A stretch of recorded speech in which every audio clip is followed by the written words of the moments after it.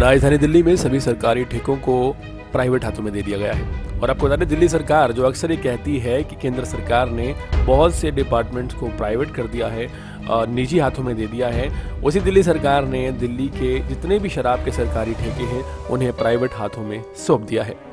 दिल्ली में शराब के तकरीबन 850 ठेके हैं। इन 850 ठेकों में 260 प्राइवेट हैं और तकरीबन 600 जो ठेके हैं वो सरकारी थे, जहां आप जाते थे, शराब खरीदते थे, सलाखों के पीछे से शराब मिलती थी और वहां पर स्ट्रिक्टनेस हुआ करती थी कि कोई भी शराब वहां नहीं पिएगा और सरकारी तौर पर जितनी भी कमाई होती थी सरकार के खजाने में जाती थी।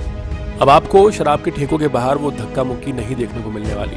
अब आप ये कह सकते हैं कि 200 से ज़्यादा होलसेलर्स को लाइसेंस दिए गए हैं शराब के, और इसके बाद बड़ी बात नहीं है कि आपको हर गली मोहल्ले नुक्कड़ पर शराब वैध रूप से मिल जाए, क्योंकि उसका प्राइवेटाइजेशन हो चुका है।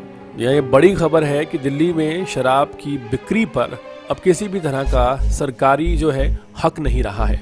और आप समझिए, ये वही दिल्ली सरकार है जिसने कहा था लॉकडाउन के टाइम पर कि अगर हम शराब के ठेकों को खोल देंगे तो अर्थव्यवस्था काबू में आ जाएगी, और ठेके खोले भी गए थे और कई गुना बढ़ा के शराब बेची गई थी और लोगों ने खरीदी थी, और एक महत्वपूर्ण योगदान जीडीपी में दिल्ली की रहा है शराब का।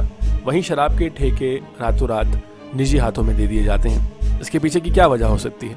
वजह अगर आप समझना चाहें तो साफ है। 5 राज्यों के चुनाव हैं और चुनाव में अगर लीगली तरीके से पैसा लाना है, इकट्ठा करना है, तो सबसे बेहतरीन तरीका यही हो सकता है। क्या लगता है आपको कि जो लाइसेंस दिए गए हैं ठेकों के, जहां रोज शराब दुकान खुलते ही बिकनी है और लाखों रुपए की शराब बिकनी है, उनको लाइसेंस क्या मतलब अपनी खुशी से और मुंह मांगे दाम पर दे दिए होंगे? वाल ये सोचनीय विषय है। लेकिन इसी बीच एक बात बता दें आपको कि ना सिर्फ शराब के ठेके प्राइवेट हाथों में गए हैं, सुपर प्रीमियम शॉप के नाम से भी एक नया फंडा आने वाला है। आबकारी नीति के मुताबिक इस फंडे के में ये होगा कि जहां आप शराब खरीदेंगे वहां आप पी भी पाएंगे, और वो जो सुपर प्रीमियम शॉप होगी वहाँ जो जगह होगी तकरीबन 500 वर्ग फीट होगी, और वहाँ एसी लगा होगा, सीसीटीवी कैमरास होंगे और हर तरह की व्यवस्था होगी। आप वहाँ से ख़रीद भी सकते हैं, वहाँ बैठकर पी भी सकते हैं, और हर जगह आपको आसानी से शराब मुहैया कराई जाएगी।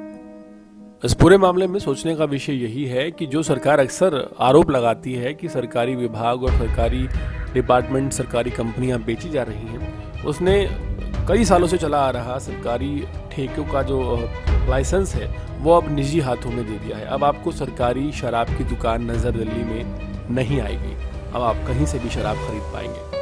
इस पूरे मामले पर क्या विचार हैं आपके? कमेंट सेक्शन में ज़रूर बताएं।